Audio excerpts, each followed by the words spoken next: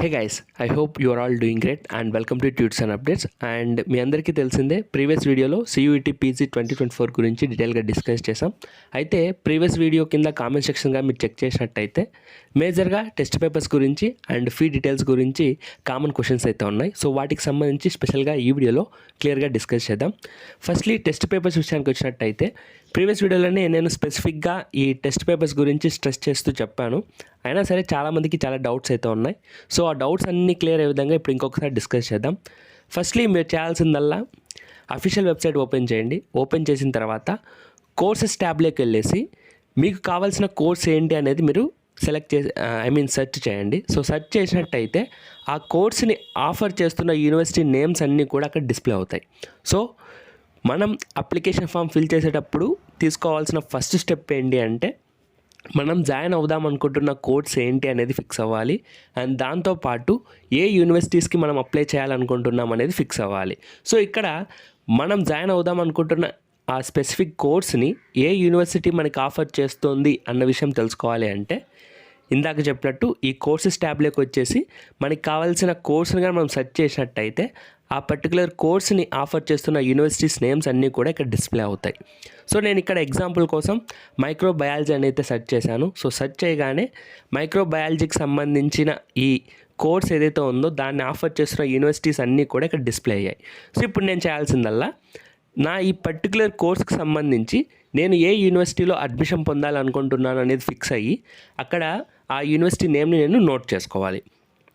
But university name note చేసుకోబోయే కంటే ముందు ఇక్కడ మనకి సైడ్లో చూసుకున్నట్టయితే ఎలిజిబిలిటీ ఫర్ ద ప్రోగ్రామ్ అనేది అయితే మెన్షన్ చేయడం జరిగింది. నేను చూజ్ చేసుకున్నది ఒకే కోర్స్ అయినప్పటికీ ఆ పర్టికులర్ కోర్స్కి ఒక్కో యూనివర్సిటీలో ఒక్కొక్క ఎలిజిబిలిటీ క్రైటీరియా అనేది ఉంటుంది. కాబట్టి తప్పకుండా నేను సెలెక్ట్ చేసుకోవాలనుకుంటున్న ప్రతి యూనివర్సిటీ యొక్క ఎలిజిబిలిటీ క్రైటీరియాని నేను చెక్ చేసుకోవాలి.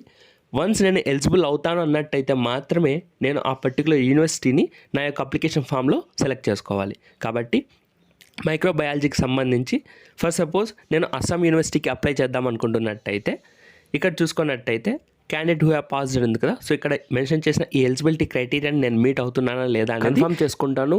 వన్స్ ఎవ్రీథింగ్ ఫైన్ అనిపించినట్టయితే నెక్స్ట్ స్టెప్లో నేను చెక్ చేయాల్సింది క్వశ్చన్ పేపర్ కోడ్. సో ఇక్కడ టెస్ట్ పేపర్ కోడ్ కానీ చూసుకున్నట్టయితే SCQP03 అనేది మెన్షన్ చేయడం జరిగింది.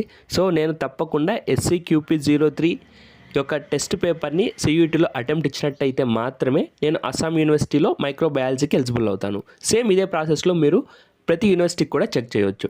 అండ్ ఇక్కడ చూసుకున్నట్టయితే కొన్ని యూనివర్సిటీస్కి మోర్ దెన్ 1 టెస్ట్ పేపర్స్ని అయితే మెన్షన్ చేయడం జరిగింది. ఫర్ సపోజ్ మీరు అమిటీ యూనివర్సిటీ పంజాబ్కి అప్లై చేయాలి అనుకుంటే, మైక్రోబయాలజీ డొమైన్కి అప్లై చేయాలి అనుకుంటే ఇక్కడ 2 టెస్ట్ పేపర్స్కి మీరు అటెంప్ట్ ఇవ్వాల్సి ఉంటుంది. ఒకటి వచ్చేసి SCQP03 అండ్ సెకండ్ వన్ వచ్చేసి SCQP17. సో ఈ పర్టికులర్ సబ్జెక్ట్ మనం ఈ పర్టికులర్ యూనివర్సిటీలో అడ్మిషన్ పొందాలి అంటే SCQP03, SCQP17 టెస్ట్ పేపర్స్ అనేది కంపల్సరీ అటెంప్ట్ ఇచ్చి ఉండాలి. కాబట్టి మన యొక్క అప్లికేషన్ ఫామ్లో 4 పేపర్స్ వరకు చూజ్ చేసుకునే ఆప్షన్ అయితే ఉంటుంది. ఒక సింగిల్ పేమెంట్తోనే అంటే ఎక్స్ట్రా ఛార్జెస్ లేకుండా మనం పే చేసే పేమెంట్తోనే అప్ టు 2 సబ్జెక్ట్స్ వరకు అయితే చూజ్ చేసుకోవచ్చు.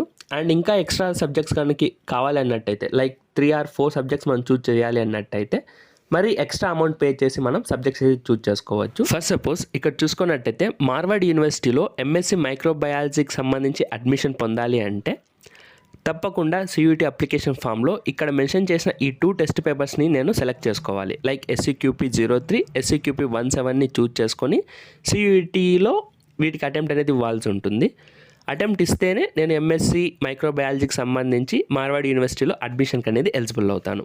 ఇలా ఇంకొకటి కానీ మనం చెక్ చేసినట్టయితే కొన్ని మోర్ దెన్ 2 అంటే ఇక్కడ చూసుకున్నట్టయితే సిక్కిం యూనివర్సిటీలో MSc మైక్రోబయాలజీకి సంబంధించి అడ్మిషన్ పొందాలి అన్నట్టయితే మన CUET అప్లికేషన్లో ఇక్కడ మెన్షన్ చేసిన ఈ 4 టెస్ట్ పేపర్స్ని అయితే మనం అటెంప్ట్ ఇవ్వాల్సి ఉంటుంది. ఇక్కడ ఒక్కొక్క టెస్ట్ పేపర్కి ఒక్కొక్క క్వశ్చన్ పేపర్ అనేది ఉంటుంది.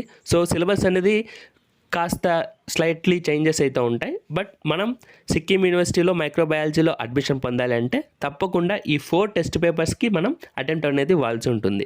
మనం పే చేసిన ఫీతో 2 టెస్ట్ పేపర్స్ వరకు అనేది సెలెక్ట్ చేసుకోవచ్చు. లేదు మీరు చూజ్ చేసుకున్న యూనివర్సిటీస్ అన్నిటికీ జస్ట్ ఒక టెస్ట్ పేపర్ మాత్రమే రిక్వైర్మెంట్గా ఉంది అన్నట్టయితే జస్ట్ మీరు ఒక టెస్ట్ పేపర్ని చూజ్ చేసుకొని రిమైనింగ్ 3 కాలమ్స్ ఏవైతే ఉన్నాయో ఆ 3 కాలమ్స్ని నాట్ అప్లికబుల్గా సెలెక్ట్ చేసి మీరు సబ్మిట్ చేయవచ్చు.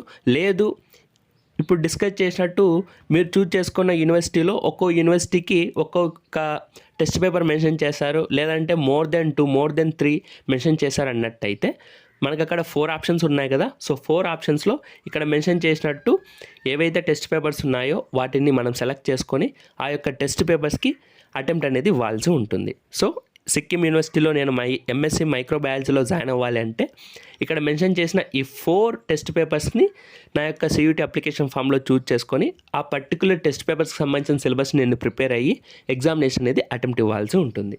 ఐ హోప్ ఇప్పుడు మీకు ఒక ఐడియా వచ్చింది అనుకుంటాను, లైక్ టెస్ట్ పేపర్స్ ఎలా ఏంటి అనేది. అండ్ నెక్స్ట్ చాలామందికి సియూటీ క్వశ్చన్ పేపర్ ప్యాటర్న్కి సంబంధించి చాలా డౌట్స్ అయితే ఉన్నాయి. లైక్ మనం చూజ్ చేసుకున్న టెస్ట్ పేపర్ రిలేటెడ్ సిలబస్ నుంచే క్వశ్చన్స్ ఉంటాయా, లేదంటే English, reasoning, aptitude or else mathematics సంబంధించి కూడా క్వశ్చన్స్ ఉంటాయని అయితే డౌట్ అయితే ఉంది. సో ప్రీవియస్ వీడియోలో క్లియర్గా డిస్కస్ చేసాం. మనం చూజ్ చేసుకున్న స్పెసిఫిక్ టెస్ట్ పేపర్ ఏదైతే ఉందో అందులో నుంచి మాత్రమే మనకి 75 క్వశ్చన్స్ అనేది ఇవ్వడం జరుగుతుంది.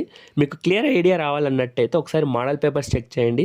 మోడల్ పేపర్స్ని ఎలా యాక్సెస్ చేయాలి అండ్ ఆల్సో మార్క్ టెస్ట్ని ఎలా యాక్సెస్ చేయాలి అని దానికి సంబంధించి ఆల్రెడీ వీడియో చేయడం జరిగింది. సో ఆ వీడియో లింక్ డిస్క్రిప్షన్లో ఉంటుంది, ఒకసారి చెక్ చేయండి. And next fee structure.